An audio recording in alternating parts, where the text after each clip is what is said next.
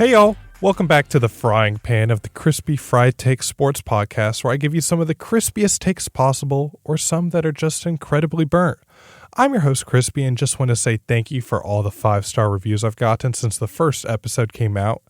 And today in the frying pan, we have the March Madness bracket being released as I fill it out during the podcast, the crazy finish to the Players' Championship, the free agent signings in the NFL, the best Little Debbie snacks, and as always, to close out the show, what happened today in sports history? It's March 19th, 2024, so let's get sizzling.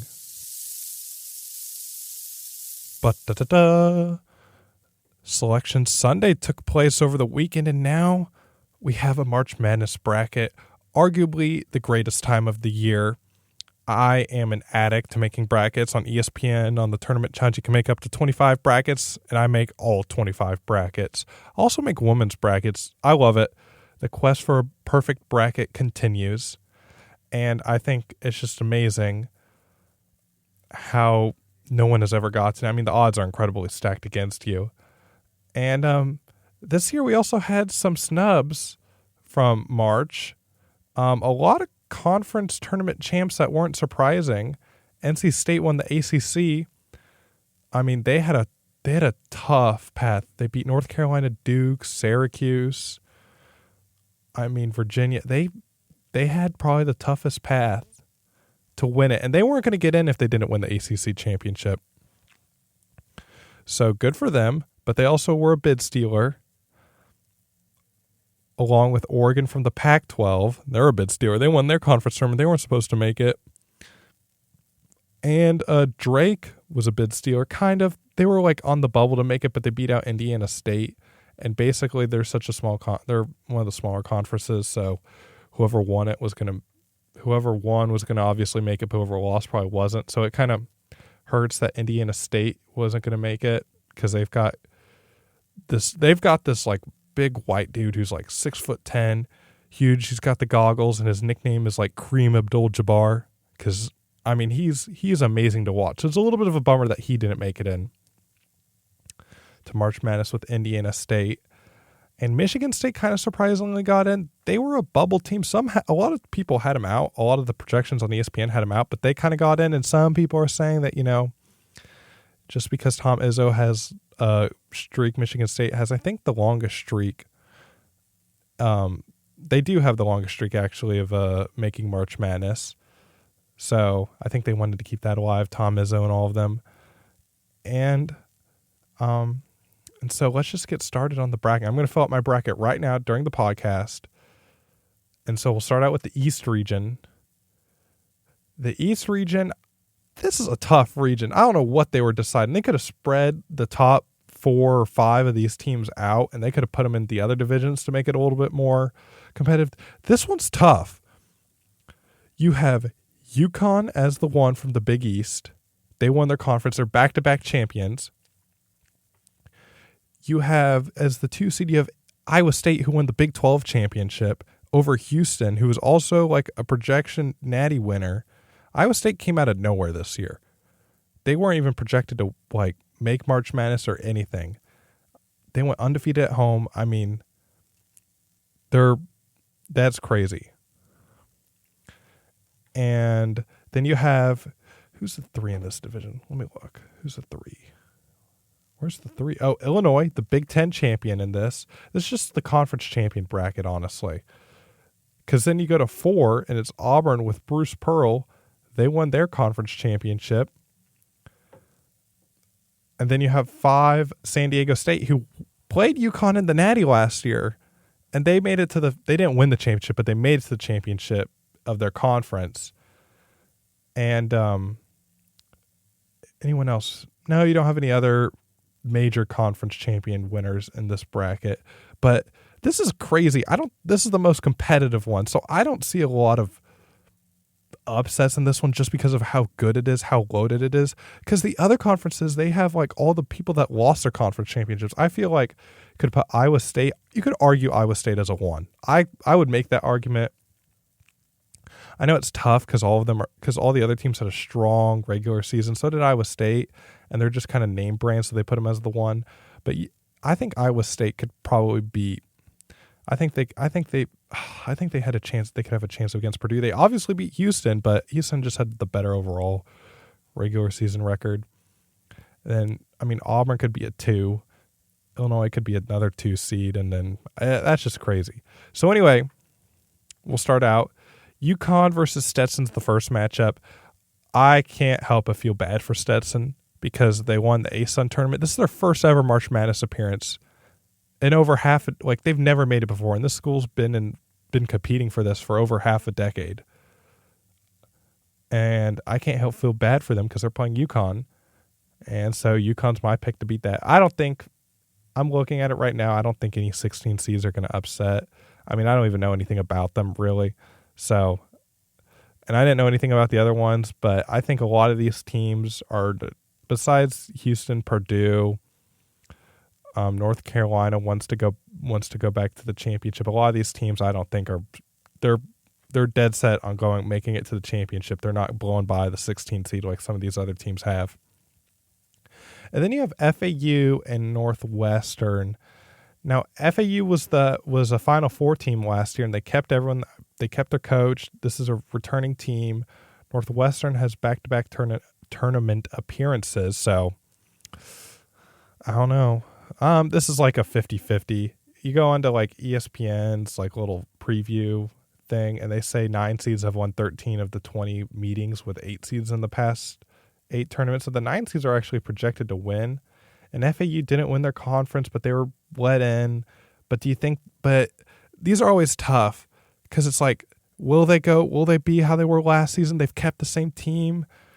Northwestern, I mean, they went back to their back-to-back NCAA appearances. I don't think they went far last season though. But I think I'll go with FAU. I think it would be cool to see them. Next we have San Diego State, UAB. San Diego State lost in the Mountain West Championship to New Mexico. This year they lost to the championship last year to UConn. I think they're eyeing UConn. I think they want UConn. UAB was a conference tournament winner of the AAC. They weren't even supposed to be here. They won the conference tournament, but I know they have not the best defense. So I think I'm gonna have to go with San Diego State. Like I said, this region is not going to have a lot of upsets. Auburn and Yale. You got Auburn, the SEC tournament winner, with Yale, the Ivy League tournament winner. Yeah, this is Auburn. I don't see Yale. Yale wasn't supposed to make it. They were another bid stealer in the conference. Princeton was the favorite to make it out of this conference, and they just didn't. Auburn just turned it up a notch in the SEC. They won it all. They played hard. They won. I think I've got Auburn from the East. Next, it's BYU versus Duquesne. Now, this is very interesting. BYU is a very strong team this season. They're playing in a better conference. They played in the Big 12. They've beaten Iowa State. They've played close with Houston. They've beat Baylor. They beat Kansas. They beat TCU. I mean, they have a strong argument on why they could make it to the Sweet 16. I mean, they're one of the top teams in offensive efficiency. I'm reading this off ESPN right now. Seem to not make a lot of mistakes, but Duquesne, they're on an 8-game win streak. That's about as good as momentum as you could have coming into this tournament. So this is hard because I feel like you could get an upset here. You very well could. I hate to go all favorites right now because I don't see anyone else getting an upset in this region. So you could very well have all the favorites win. I think you could make an argument for Duquesne in this. You know, I like upsets. I don't really care for BYU that much. So I'm going to go Duquesne. We're going to have some bias in here. Next, Illinois, Morehead State. I don't really see... I mean, I've heard arguments for Morehead State in this, that, but they seem to have one person they have Riley Minix on their team, who averaged 20.8 points per game, 9.8 rebounds per game, and 2.3 assists per game. But these guys, and they're like, people are saying that they're upset material. Apparently they match up well against Illinois. But I don't really see them upsetting Illinois. Illinois won the Big Ten. Now, I've picked Illinois before in previous Big Ten, or I picked them before when they've done well and made March Madness. I always pick them to go far. They always choke. So I don't really care for Illinois that much, but I don't see Morehead State winning.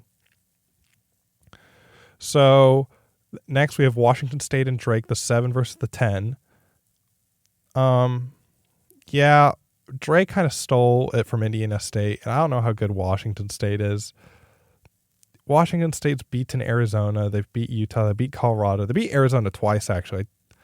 Drake has played Indiana State. They've won. They've beaten them. They've played some high-quality, like, mid-major teams. So I'll pick Drake to win.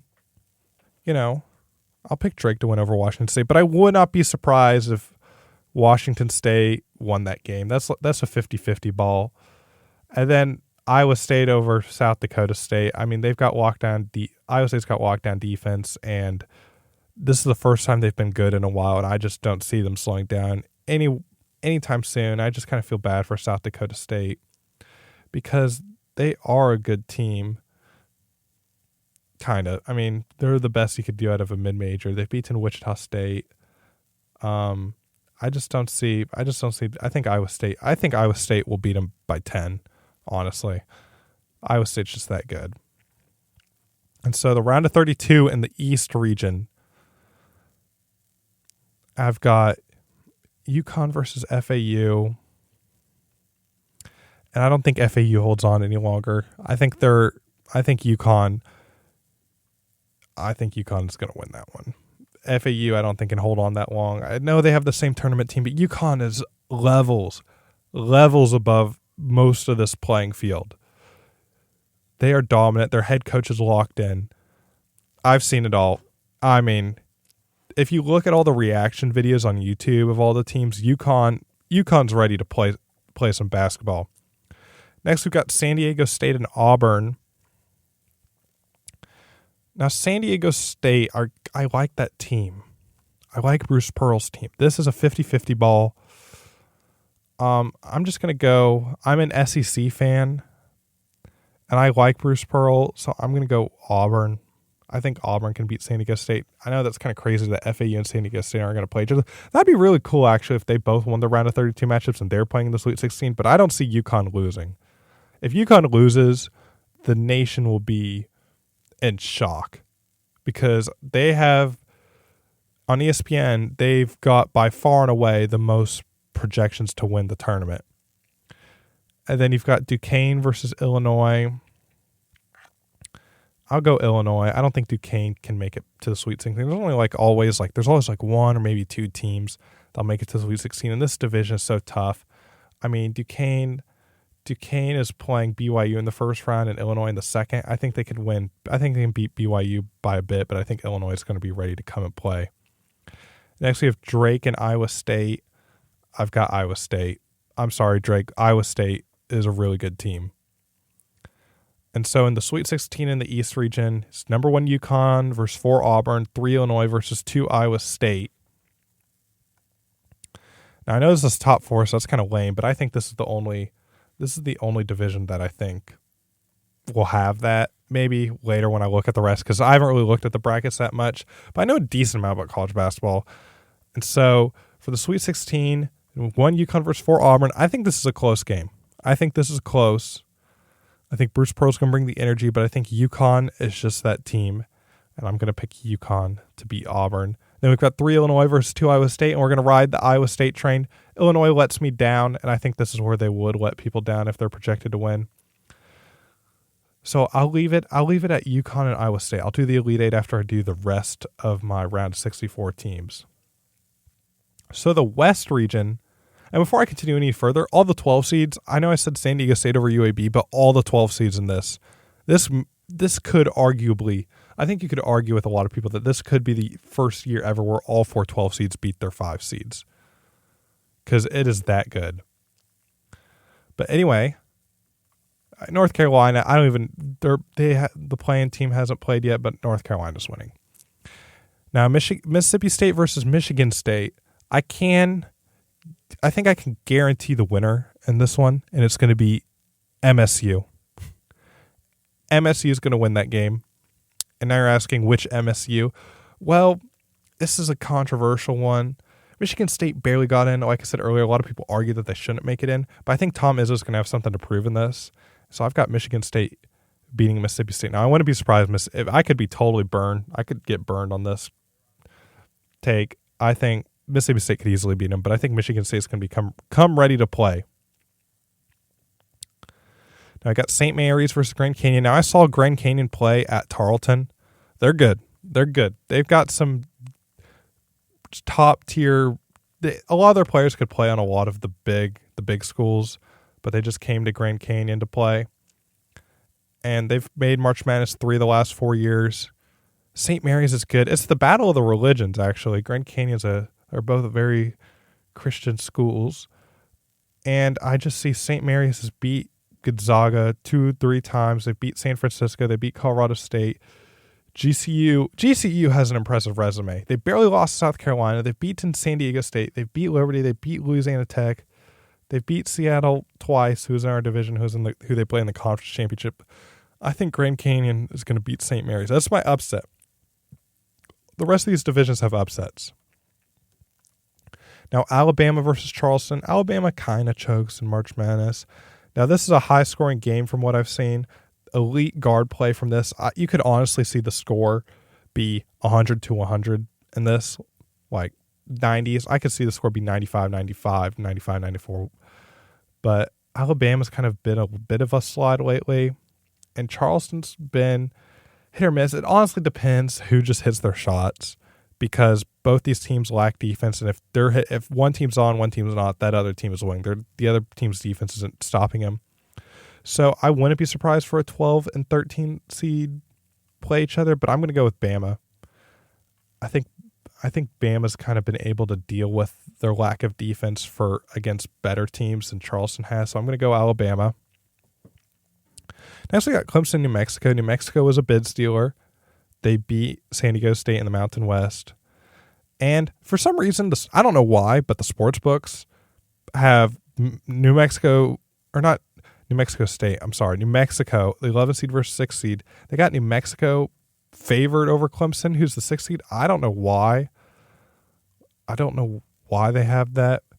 So, actually, now I see ESPN, they've lost 3 of their last 4 to finish 10-10 over the last 20 games after they start 11-1.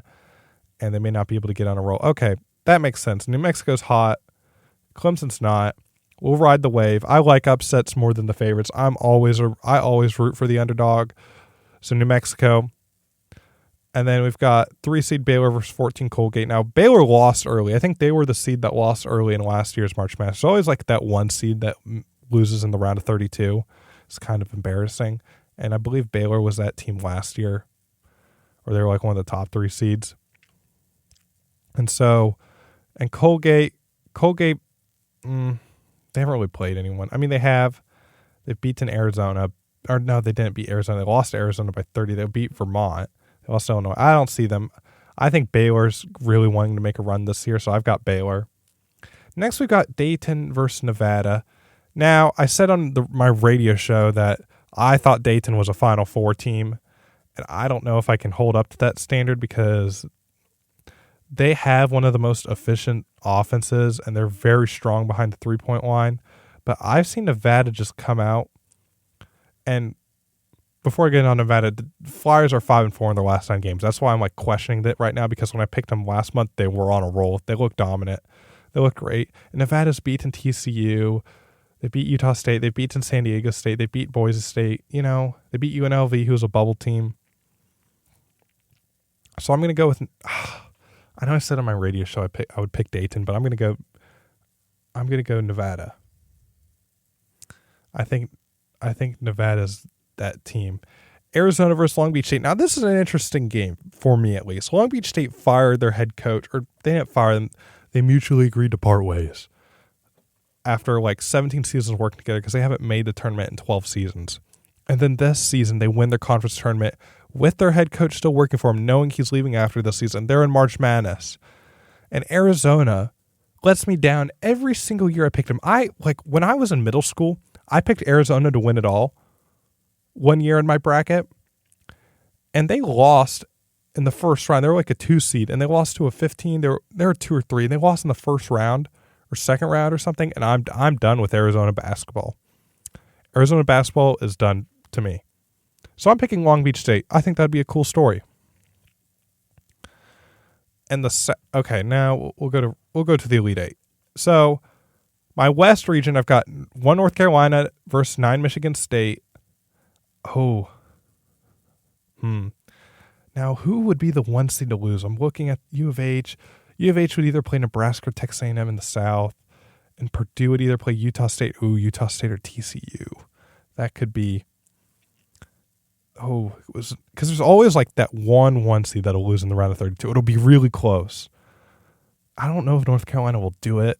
I think I could, because I like Baycott on North Carolina. I like that team. I really want them to do well. I don't like Duke at all. I don't like Duke, so having North Carolina win it all would just be amazing. So I'll go North Carolina. I'll go North Carolina on that. Now, Grand Canyon versus Alabama. I think Alabama chokes. I've seen Grand Canyon play, so there's a little bias. I've seen Alabama play on TV. I saw them kill A&M by 25 points one time in the regular season, but I've seen Grand Canyon play, and I think Grand Canyon has it in them. I think they want to do a lot better. I think they're a Sweet 16 team, and so I'm willing to pick them over Alabama. Now you got New Mexico versus Baylor. Now New Mexico could keep the hot streak up, but I think Baylor's wanting to play. I think Baylor's for real, so I'll go Baylor. And you got Nevada versus Long Beach State. And as much as I'd love to see Long Beach State win, Nevada's just that sneaky team. Nevada is sneaky. So that for my Sweet 16. So I got North Carolina versus Grand Canyon. I'll go North Carolina. Grand Canyon's kind of thing. And it's now Nevada versus Baylor. Could I see Nevada beating Baylor? I honestly could. Nevada is just a sneaky team. And this would be the first round this would be the second weekend after the first weekend, so this would be their first time playing. Ooh, you know what? I'll wait on that one. I'll see how the rest of the bracket goes on how many other, because there's always that one. There's like 2 higher seeds I feel like that make it. So now we'll go to the South.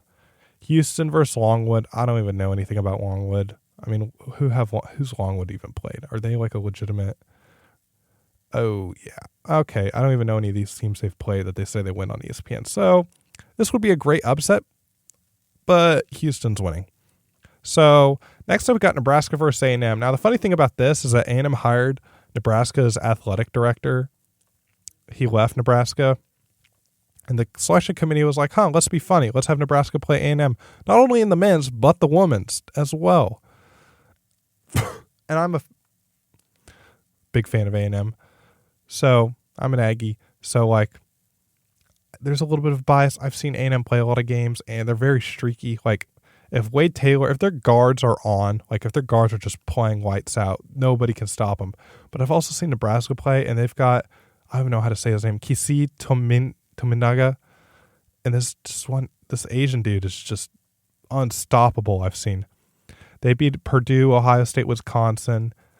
A&M's beat Tennessee, Kentucky twice, but they haven't played anyone. They haven't beat anyone else. And A&M's on a little bit of they're a little streaky right now. They were up by 13 against Florida in the semis of the SEC tournament. And so I think, so they're on right now. They played themselves into this tournament, and I could see, I don't know. I'll go A&M. Why not? Now, I wouldn't be surprised if Nebraska won. Now, Wisconsin versus JMU, 5 versus 12. JMU's a good team this year. Wisconsin kind of played themselves into the tournament as well. They did well. They made it to the championship of the Big Ten. Barely lost to Illinois, so they're fighting. But I've heard JMU matches well against Wisconsin. They've beaten Michigan State. They beat Kent State. They beat Akron. They haven't played as many teams, but I think the Dukes have a great chance at beating Wisconsin, and they're favored to upset by a lot of people. But I think Wisconsin can pull it out. I think Wisconsin's going to beat that. I think Wisconsin could beat James Madison. Now we've got Duke versus Vermont, and I do not like Duke. I hate them. They're no fun to watch. They're cheap. I don't like Filipowski after all his little tripping drama. You're a 7-foot big man, and you're saying a girl would cause you an injury? No. And so Duke's good. Vermont is good. Vermont's okay. They won their conference tournament, but overall, if you're looking at their notable teams they've played, they're okay. They're okay. So I'll go Duke. I'll go Duke. I don't like Duke, but I think they'll beat Vermont. Now you got Tech versus NC State. Now Tech hasn't played as well recently, and I've got friends at Tech. And do you know how funny it would be if NC State beat them? Also, NC State won 5 games in 5 days to win the ACC. They're the first team that's ever done that, to win the ACC tournament. They played themselves into this tournament. They're ready to play.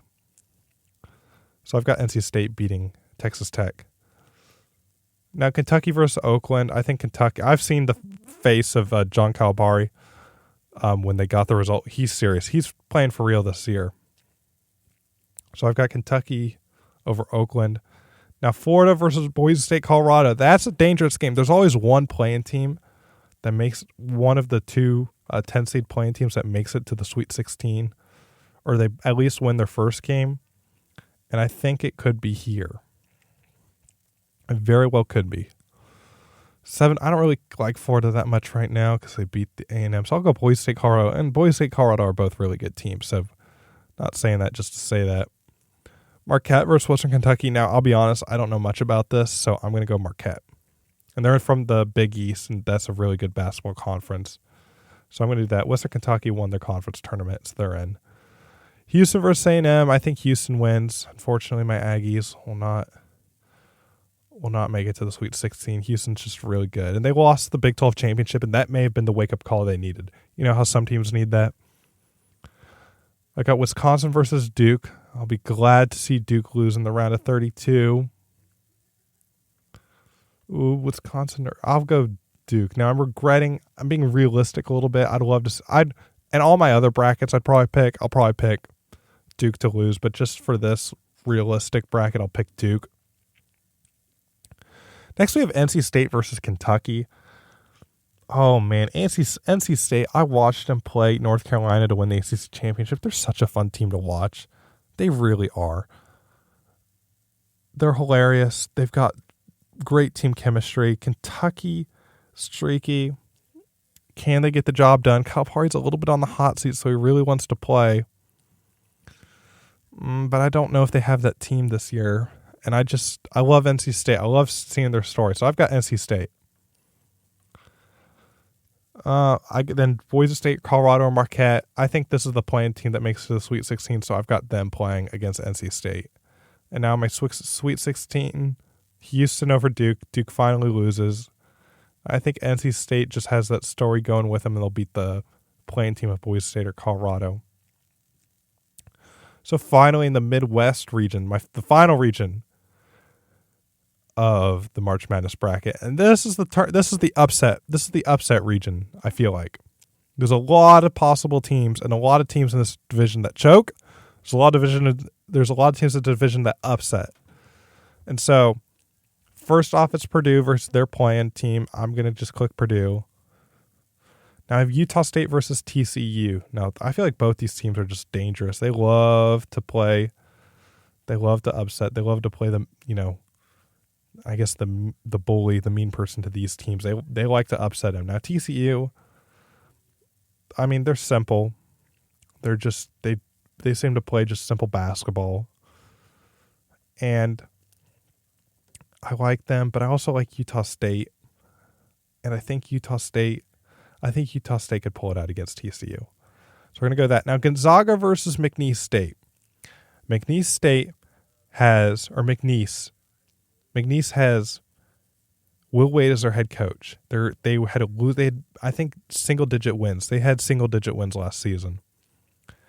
And now they're 30-3. Which Gonzaga's 25-7. Now McNeese has one of the easier schedules in the nation. Like they beat UAB by 21, who was in the tournament. I mean, they beat VCU. They don't have any notable wins, but McNeese is dangerous. And a lot of people are picking McNeese. I think whichever team I think Gonzaga or McNeese, whichever of these teams win, will make it to the Sweet 16.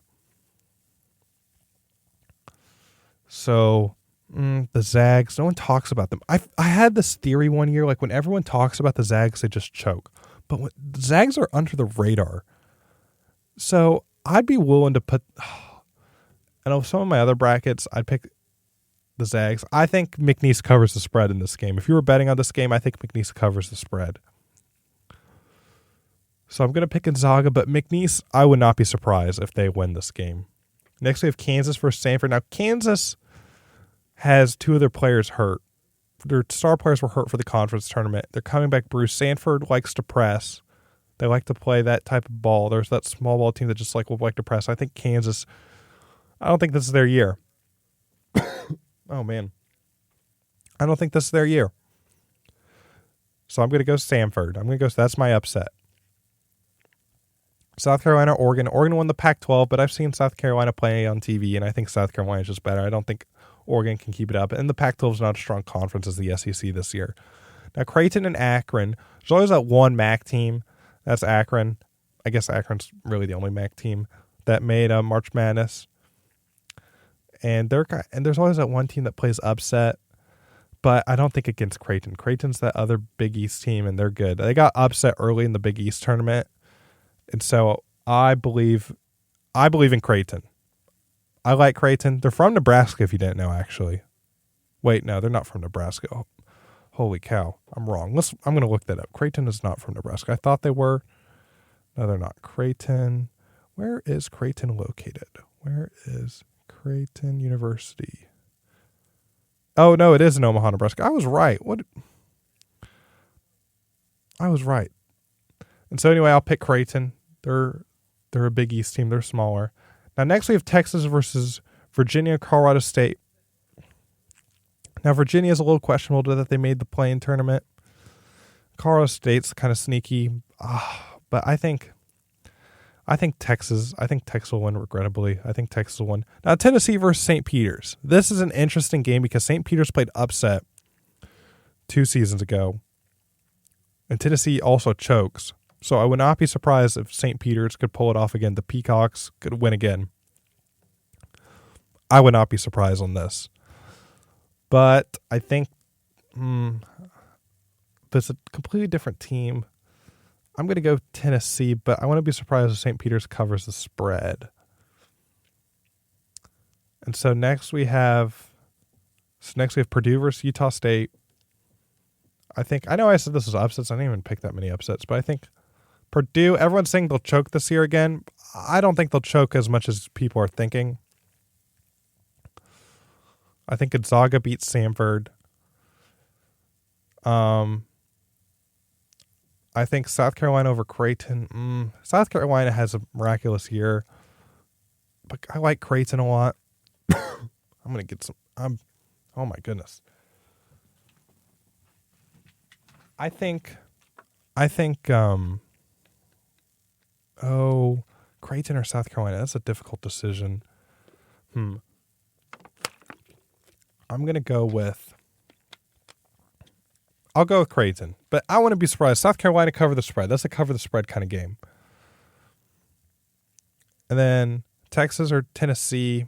I think Texas may win that. Although I like Dalton Connect on Tennessee's roster. I like the team chemistry. Actually, I'll go Tennessee. Okay, in the Midwest, Purdue or Gonzaga. I think Gonzaga beats Purdue. I think Creighton beats Tennessee.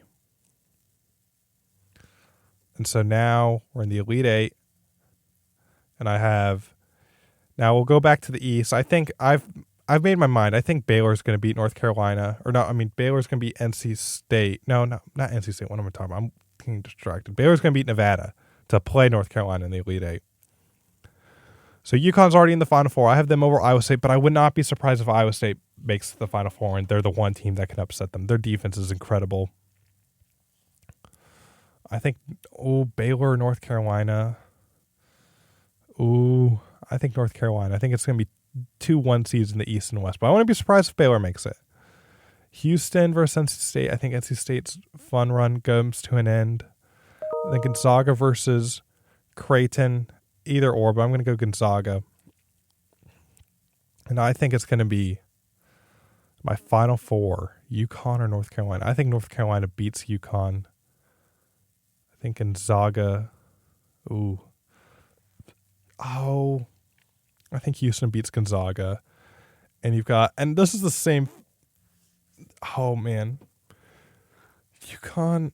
This is just pure guesswork at this point, but I've got UConn or North Carolina, Houston, Gonzaga.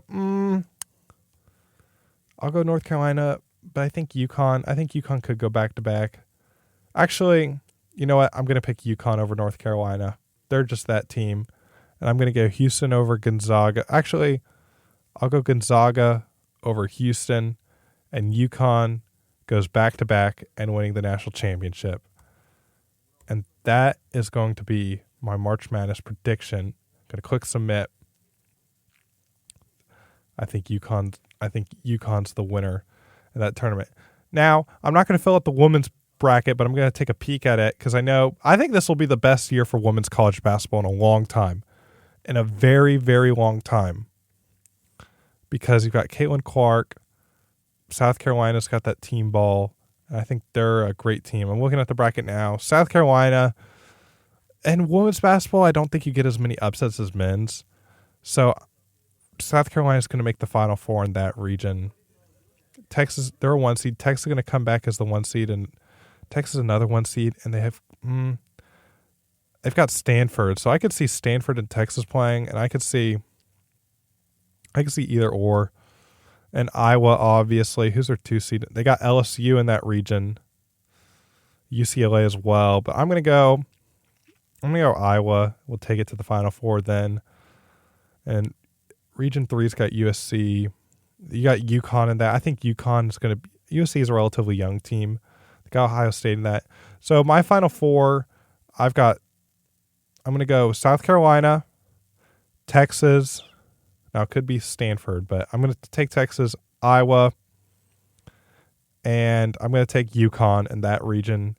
And I think it's Caitlin Clark's here, so I'm going to have Iowa go all the way and win the championship in women's college basketball. I think it's Caitlin Clark's here. She's going to the draft next year. That's just my take. That is the crispy fried take of March Madness.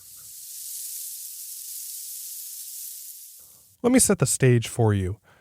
You're world number 1. You're Scotty Scheffler. You're trailing the final round by 5 shots. You're the previous Players Tournament champion. This is the 5th major, the best tournament that's not a major, to prep you for Augusta. You're behind the Open champion, the U.S. Open champion, an Olympic champion. How do you do? Well, Scotty knew what he was doing, because he shot a bogey-free 64 at 8 under for a total of 20 under total for the tournament to win by 1 shot, which is just incredible, considering how difficult hole 17 and hole 18 are, arguably one of the 2 toughest holes, one of the toughest 2-hole stretches in golf. So anyway, he was behind Brian Harmon, the Open champion, Wyndham Clark, the U.S. Open champion, and Alexander Schauffele, the previous Olympic champion, and they were all ahead of him. Those were the main 4 players. Those 3 and Scotty going into that round.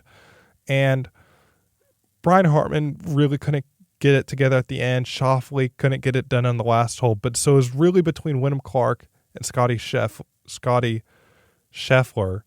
Oh, my goodness. And Clark on the last hole. Scotty was so far behind that he finished like an hour before these guys finished. So Clark knew where he was. And on the 18th hole, on one of the toughest holes, it's a dogleg left with water on the left, trees on the right, demands a golf shot. And Wyndham Clark did it, and he got to the green. He was 17 feet from the pin, and he hit his putt for birdie, and it went in and then out. Like 75% of his putt, like 75% of the ball went in the cup, and it went out because he hit it slightly too hard, which led to Scotty Scheffler winning back-to-back tournaments with a stick neck, and he's the first ever repeat champion. Nobody else, not even Tiger, has won this tournament back-to-back. That's how dominant Scotty was. He also took home roughly $8.5 million because he won the Arnold Palmer invitation the week before. So he's on a roll. And I love the Players' Championship. It's an amazing tournament to watch. All the best players show up, not, I guess, anymore because Liv, but like all the best players on the tour show up. And it's personally one of my favorites, and it really gives you a good look on who's the best, who's ready to play for the Masters. And speaking of the Masters, Jon Rahm released literally 4 hours ago his Champions Dinner menu because the Masters on April 9th. So it's coming up. And here's Jon Rahm's Masters menu. Now, he's from Spain, granted, so I can't pronounce any of this. But basically, I don't know, for appetizers, you can have some stew, some potato, some small pork loin, black truffle. These appetizers, I can't say the Spanish pronunciation of this. For the first course, he's serving crab salad, potato, and you have your choice of a ribeye with lettuce and peppers or like some fish with white asparagus. And for dessert, the most important thing is the puff pastry cake and custard and chantilly cream. Wow. That sounds pretty good. That's going to make me hungry now.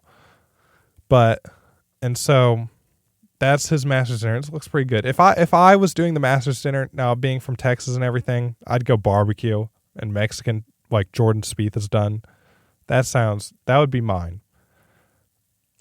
And so Jon Rahm deserves it. He's from Spain, so whatever the Spanish version of that is what's on the Masters Club dinner. Thankfully, they have like context below so you can understand what it is. And so, leading into that, who's going to win the Masters? We've got really here's my Masters tournament predictions. I've got a lot of guys on here, but I'll boil it down. It's got Scotty, obviously, he just won the Players. He just won one of the best tournaments. He's won back-to-back. He's hot. He's got the putter going. He didn't have the putter going last year. Now he has the putter going. I've got Jon Rahm, who's the best player on the Live Tour. He was arguably better than Scotty last year. Got Brooks, who always shows up for majors, and he really wants that green jacket. Victor, he kind of shows around in the majors. He's iffy, but he'll always make a name for himself. Ludwig, the rookie on tour, is really good. And Will Zalatoris is back from injury. And remember, he made a name for himself after going second place in the Masters a few years ago. And Joaquin Niemann got a sponsor's exemption to the Masters from Liv because he was playing so good. So out of those guys, who do I think will make it? I think you have to go with the two obvious picks on this one, Scotty and Jon Rahm. I think they're here to play. Now, my sneaky pick would be Ludwig. I really do like Victor, though. Ludwig is a stud. I think this tournament can suit him. I think this tournament sort of suits him a little better than some of the other major courses. He's just accurate. He's long. I think he can get it done. If he can get the putter going a little bit, he can play well. And so that's who I think for the Masters. Those are my, I guess you could say, Masters tournament predictions. I'm excited for that week. I'm not going to be doing any school. I'm just going to be watching that. And it will be a great time to watch some golf. Because that's my take on the Players' Championship, little recap on that, and the Masters. It'll be a great time for golf this coming spring. So now, going over the NFL trade news, I talked about Russell Wilson last week, and I thought he was going to Atlanta, but I was wrong. That was one of the teams. That was the team I really thought. He actually went to the Steelers, which is a little surprising. But from what I've seen, I can understand Mike Tomlin's over there. And, it really is a fresh start for Russell Wilson. And now there's a little bit of drama over the backup quarterback. You have Kenny Pickett, who's a Pittsburgh native, a Pennsylvania native. He went to school at Pitt. That they use basically the same facilities as the Steelers. He did not like Russell Wilson coming in. He didn't like Russell Wilson. Now, Kenny Pickett was a rookie quarterback who started. He kind of got thrown into the flames. And he didn't want to learn. He went to the Eagles. For some reason, I don't even understand. He went to the Eagles. He's going to be a backup longer at the Eagles than he would at the Steelers. Because Jalen Hurts is obviously going to start. They got the tush push going. Kenny Pickett's not playing. So he kind of ducked its tail and ran away. Now, their backup quarterback was surprising. They traded for Justin Fields. So they got the Chicago Bears quarterback, who's pretty good, who's really good actually. And he never had a good team around him. And now he can finally sit and learn, which was what Pickett was supposed to do, but he wanted to leave. So Justin Fields is now the backup Russell Wilson. I think this is great for Justin Fields' career. He can finally play, or he can finally just learn instead of just having to take it on head on, biting the bullet every time. And so now that Russell Wilson's at the Steelers, who's the Falcons quarterback, well, Kirk Cousins decided not to sign with Minnesota and sign with the Falcons, which is a pretty good deal. He's got the Falcons are pretty incredible because they got Kyle Pitts, you've got Drake London, you've got Bijan Robinson, and they've got a pretty good defense with a new head coach. And it's funny that Kyle Pitts and Kirk Cousins wear the same number, and there was a little debate on who would get the number, and Kyle Pitts was like, "From all you have to do to take the number is just throw me the ball," because he never got thrown the ball. Just throw me the ball. That's all he wanted. But Kirk Cousins didn't even take the number, but he's got 18 now, I believe, and so I'm excited for that team. And this is a weak division with the Bucks, Panthers, and Saints. I mean, they're all kind of struggling a little bit. Besides the Bucks, it'll be really a competition between two teams, the Falcons and the Bucks, so you'll make the playoffs out of that division. So that's kind of how it is. That's kind of how it is for Russell Wilson. The Russell Wilson, where will he go? Where won't he? And that's kind of like from building off of like my last episode. That's kind of where it lands for Russell Wilson, Kirk Cousins. I think the Steelers will actually make. I mean, they'll have a winning record. Mike Tomlin's never had a losing record. I think that'll continue with Russell Wilson. And some other NFL news. Sadly, Aaron Donald retired. A beast of a man, a beast of any NFL player. You need to look up those YouTube clips of Aaron Donald. I mean, as a rookie, he was throwing people around. In college, he was throwing people around. He's a beast. It's sad he retired, but he got his ring, and understandably, defensive tackles, like, the line is like getting hit by a car every single time the ball snaps. You're just going at these other 300-pound guys with insane strength. And the Cowboys. Tyron Smith signs with the Jets. The Cowboys have not signed anyone. No one. They've signed like 2 people. Really no one. It's just absolute blasphemy that the Cowboys can't get considered. Now, I know we're going to have to pay people because we're saving, because we don't know what we're going to do with Dak. We have to sign CeeDee Lamb, to sign Michael. We have to sign Zach Parsons. We have to sign a ton of people next season. So we're not going to sign anyone. And guess what? We're not going to get any better. That's concerning. And I don't know what we're going to do next season. It's so sad. And the line's going to be a little weaker. We just have to use this draft. We just have to get this draft right like we did with Micah's draft. So I'm concerned for the Dallas Cowboys. For my sanity, I'm concerned for it. Now, the Bears, they got rid of Justin Fields. So now everyone can assume they're loading up for Caleb Williams. And they've made some moves, actually. They've actually got a pretty good team. This is like the first ever Bears team that is actually looking decent. Now, they're all relying on Caleb Williams to be good, so no one really... Because college, while he played at USC, Pac-12 had no defense, but Caleb Williams looked really, really good. Won the Heisman last year. And so they got Keenan Allen from the Chargers, who's a great... He's a little older, but he's a little injury prone, but he's a solid playmaker. He's solid. He can catch the ball well. They also have DJ Moore, who's a wide receiver 1. They also have DeAndre Swift, who's a great running back. They're looking like a good team. They may... Now, the Packers rebuilt really well last season. The Vikings, we'll see what happens with their quarterback. And we'll see. Oh my gosh, I can't think of the other... Oh, the Detroit Lions. Why? That's going to be a good division, actually. That's going to be a good division. And so does that mean... So that team could... That's going to be a tough division to win, but I think the Bears are taking finally a step forward instead of just staying in the same place and going backwards, and their quarterback's just getting injured, being bust and everything. I think they're finally doing it right, and it's good that Justin Fields got out because it wasn't him; it was Chicago. And with the Chargers, they were over the cap space. They got Jim Harbaugh, but are they done for? Because who's Justin Herbert throwing the ball to? They got rid of all their playmakers. Like, all their offense is gone. So it'll be interesting to see what the Chargers are going to do. I don't know. I think they're going to not be good for at least a year. Jim Harbaugh's going to rebuild him. I think he'll do well, but I don't think it's going to happen this year. And the running backs, oh my gosh. Saquon was done with the Giants. He went to the Eagles. He's like, I'm done with y'all. I'm sick of losing, and I'm going to stick it to you by going to the Eagles. That's what basically he did, because Saquon signed to the Eagles. Derrick Henry, okay, this is also how bad the Cowboys screwed up. Derrick Henry bought a house in Dallas. He bought a house in Dallas to stay closer to some of his family, I believe. And the Dallas Cowboys didn't even pursue to offer him. Derrick Henry's a beast of running back. He's probably, I know he got injured, he's a little older, but he's still a beast. He's throwing people around. He's like an Aaron Donald running back. He's a beast. And the Dallas Cowboys were like, we're like, no, I'm getting sick talking about this. The Dallas Cowboys were like, no, we're not going to do that. We're not going to do that. We're not going to pursue anyone that could better our team, because that's not like us.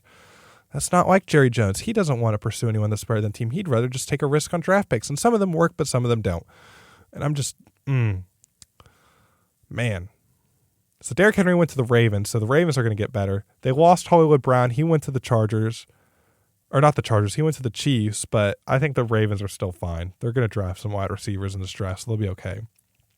And then another not in conference, but the Vikings picked up Aaron Jones, and they got oh my gosh, Josh Cobbs. They got Josh Jacobs. What am I thinking? The Packers got Josh Jacobs, and Aaron Jones was like, I'm out of here. He's going to the Vikings. So he went to the Vikings. He was bitter too. He was just as bitter as Saquon was. He's like, I didn't get told either that y'all are traded for these running backs and y'all are just getting rid of me. So he decided to sign with the Vikings. So a lot of people in the NFL are sticking it to their former teams, or at least trying to stick it to the former teams. So it'll be an interesting NFL season, and it's not over yet. There's still free agency. There's still players that are going to get traded. So we're not done yet, and this draft isn't over yet. So it'll be crazy to see if Caleb Williams does not get drafted first pick. That'll be crazy. It'll also be interesting who the Commanders pick up. This will be one of the most interesting off seasons ever. And so that's my take on the NFL.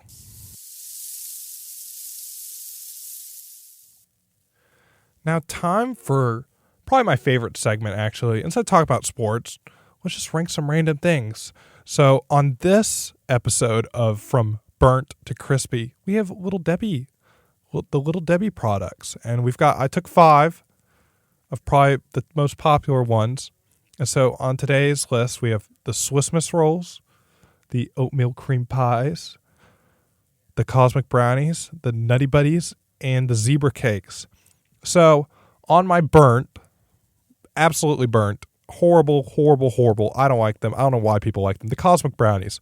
Now, I'm not a big brownie fan in general, but one time in elementary school, I saw like a bug in one, and I'm done with them. I'm sorry. They don't even look good. I don't understand why people like them. So that's burnt. That is very burnt to me. Very burnt. Like, gone. Okay, now fourth is kind of trouble. Oh. I think this is going to be controversial. Zebra cakes are going in the 4. Zebra cakes are good, but I feel like they're hit or miss. They're kind of like Popeyes from my last episode. They're like either really good or really bad. Because I've had some really good ones, have some really bad ones, and most of the time they're good, but sometimes they're bad. Zebra cakes are going to take the cake for the 4 seed.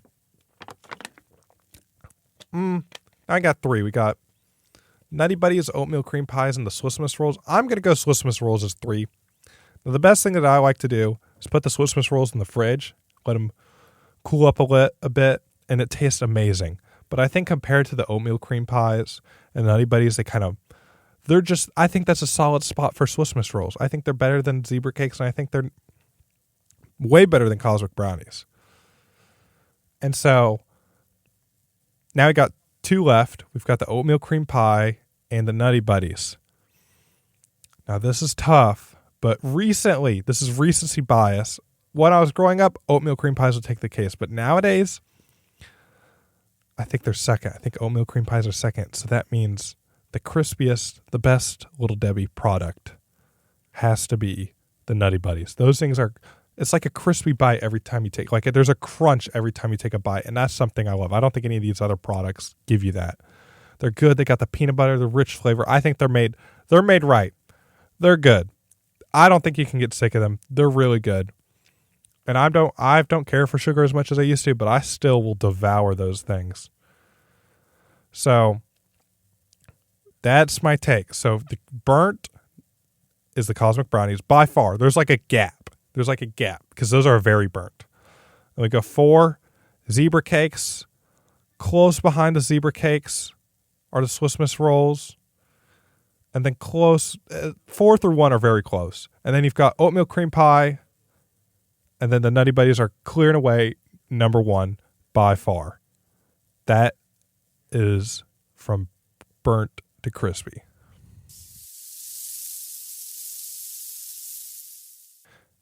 And finally, today in sports history, on March 19th, and way back when in 1995, on this day, Michael Jordan returned to the Chicago Bulls after nearly 2 years of retirement. He scored 19 points in a loss to the Indiana Pacers, but the game televised on NBC was one of the most watched regular season games in NBA history with an estimated 35 million viewers. Now, they may have lost that game, but little did those people know, 2 rings were coming on MJ's finger after that. Because he's still better than LeBron.